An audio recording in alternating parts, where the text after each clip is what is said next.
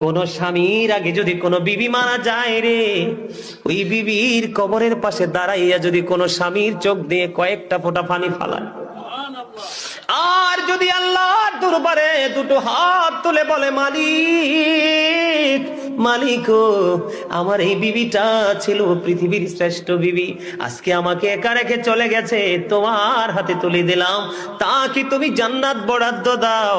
আমার নবীজি জানিয়ে দিয়েছে, ওই স্বামী যদি দোয়া করে স্ত্রীর জান্নাত বরাদ্দ হয়, তার সুখ কেউ কেড়ে নিতে পারে না।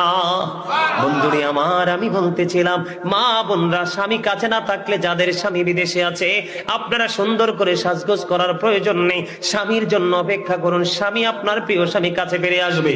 আল্লাহর হাবিব বলেছেন, নির্জনে যখন বেগানা একটা পুরুষ এবং একটা নারী থাকবে, মনে রাখবেন থার্ড পারসন থাকবে শয়তান। কথা কি আপনারা বোঝেন?